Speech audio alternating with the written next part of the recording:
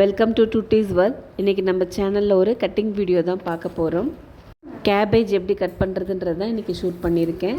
என் friends ஆகட்டும், colleagues ஆகட்டும், நிறைய பேர் என்கிட்ட கேட்ட கேள்வி பார்த்திங்கன்னா, நீங்கள் எப்படி இவ்வளோ ஃபைனாக வெஜிடபிள்ஸ் கட் பண்ணுறீங்க அப்படிங்கிறது தான். எஸ்பெஷலி பர்டிகுலராக இவ்வளோ மெல்லிஸாக கேபேஜ் கட் பண்ணுறீங்கன்னு கேட்டுகிட்டே இருப்பாங்க. கண்டிப்பாக நீங்கள் நெக்ஸ்ட் டைம் கேபேஜ் கட் பண்ணும்போது நீங்கள் வீடியோ ஷூட் பண்ணணும்னு அவங்க ரெக்வஸ்ட் பண்ணதுனால தான் இப்போ இந்த வீடியோ ஷூட் பண்ணியிருக்கேன். இந்த கேபேஜ் பார்த்திங்க அப்படின்னா ரொம்பவே ஃபைனாக உங்களுக்கு இதில் தண்டு இதெல்லாம் எதுவுமே இல்லாமல் நல்லா பூ மாதிரி இருக்கும். வாங்க இதை எப்படி கட் பண்ணுறதுன்னு பார்க்கலாம். பெரிய கேபேஜ் இந்த மாதிரி ரெண்டாக கட் பண்ணிவிட்டு அடிப்பகுதியை திரும்பவும் ரெண்டாக கட் பண்ணி அதில் அடிப்பகுதியை எடுத்துக்கோங்க. அந்த பகுதியையும் அகைன் 2ஆக கட் பண்ணிவிட்டு இப்போ நம்ம நீட்டமாக கட் பண்ணிக்கலாம். கட் பண்ணும்போதே பார்த்தீங்க அப்படின்னா நான் ரொம்ப பக்கமாக வச்சு கட் பண்ணியிருக்கேன். கத்தி பாருங்கள், நான் ஒரு இது எடுத்துகிட்டு அடுத்த இது வைக்கிறது பார்த்திங்க அப்படின்னா ஒரு நூலிலை கேப் தான் இருக்குது. அந்த மாதிரி கட் பண்ணும்போது தான் உங்களுக்கு நல்ல ஃபைன் பீஸ் கிடைக்கும்.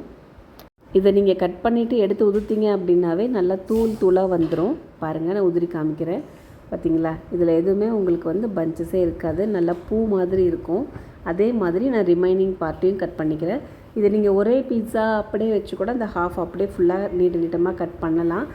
ஆல்ரெடி இதுவே உங்களுக்கு பூ மாதிரி தான் இருக்கும். அட் த சேம் டைம் சின்னதாக கட் பண்ணுறதுனால நல்லா வாயில் சாப்பிட்றதுக்கும் சரி, வணக்கிறதுக்கும் சரி கொஞ்சம் கன்வீனியண்ட்டாக இருக்கும்.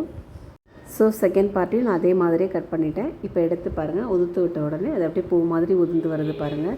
இப்போ இது அடிப்பாகத்தை கட் பண்ணுறது ரொம்ப ஈஸி, ஏன்னா அதில் தண்டே இருக்காது.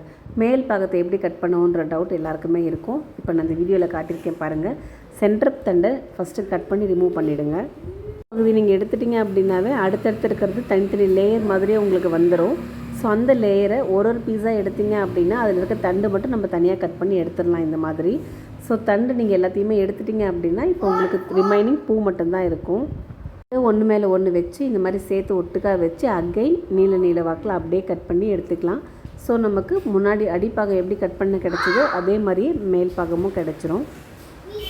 இவ்வளோ கஷ்டமாக ரிஸ்க் எடுத்து இதெல்லாம் கட் பண்ணணுமான்னு தயவு செஞ்சு யோசிக்காதீங்க.